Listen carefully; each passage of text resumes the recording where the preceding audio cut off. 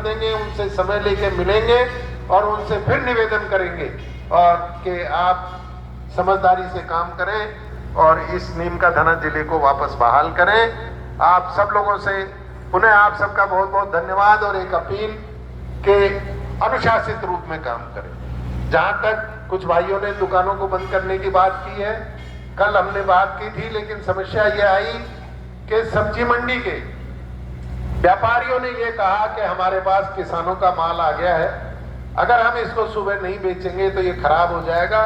और उसी वक्त उन्होंने सहमति दोनों व्यापार मंडलों ने ये दी थी। भाई मदन जी यहाँ पे मौजूद हैं, आड़तिया भाई बाबूलाल जी भी उसमें शरीक थे और सब लोगों ने सहर्ष, किसी तरह का दबाव नहीं था उन पे, और सहर्ष उन्होंने घोषणा की थी कि हम अनिश्चितकालीन रूप से जब तक संघर्ष समिति नहीं कहेगी तब तक मंडी को और सब्जी मंडी को और सभी मंडियों को बंद रखेंगे। फिर हम उनसे आग्रह करेंगे कि जनता का जो मानस है, जो जनता का जो वो है, सब लोगों का ये आग्रह है, तो उस आग्रह को हम फिर से करके उनको फिर से पहले बंद कराने की बात करेंगे। और आप सब लोगों से निवेदन है कि आंदोलन को शांति प्रिय रखें, जब तक जरूरत नहीं पड़े इसको शांति प्रिय रखें। और अगर आवश्यकता पड़ेगी, अगर कोई और किसी तरह की, जैसा कि भाई लोग कह रहे हैं कि हाईवे को जाम करने की आवश्यकता है, वो भी अब नौबत आएगी और संघर्ष समिति तय करेगी।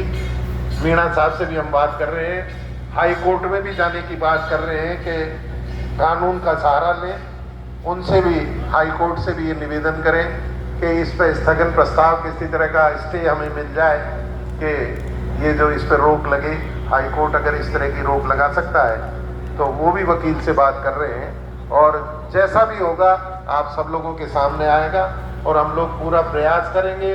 मैं व्यक्तिशः इस मामले में मैंने पहले भी पूरा खुला दिमाग रखा है, विधानसभा में भी मैंने बार बार आवाज उठाई थी। आदरणीय गहलोत साहब को भी मैंने इस बात के लिए तैयार किया था, आंकड़े पूरे प्रदेशों के मैंने मंगवाए थे कि किस प्रदेश में कितने जिले हैं, कितनी जमीन वहाँ पे भौगोलिक भूमि है, कितनी जनसंख्या है और आबादी के कितनी आबादी पे एक जिला है, उस सब का कंपैरिजन हमने करके दिया था। और तभी उनका मानस बना था कि वाकई राजस्थान में और नए जिले बनाने की आवश्यकता है, और उन्होंने नए जिले बनाए। हो सकता है प्रायोगिक तौर पे उन्होंने एक दो जिले, छोटे जिले बना दिए, तो पहले भी छोटे जिले बने हैं। प्रतापगढ़ बीजेपी के राज में बना हुआ है, जिसमें पूरी 2 विधानसभा भी पूरी शामिल लगी है, तो पहले भी इस तरह की बनी हुई है। नीम का थाना में तो 4 विधानसभा शामिल है, और सबका जो सबकी आवाज थी, सबसे राय करके, और इसके बाद में इसका फैसला आदरणीय रामलू भाई जी ने किया था। तो किसी तरह की इसमें कोई कमी उन्होंने नहीं रखी थी, सबके सुविधा के हिसाब से इस जिले को बनाया गया था।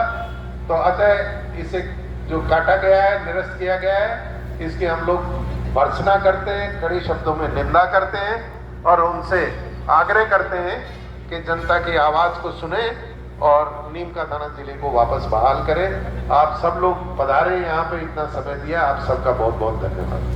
अब मैं भाई केएल मीणा साहब से निवेदन करता हूं कि वो आए और अपना विचार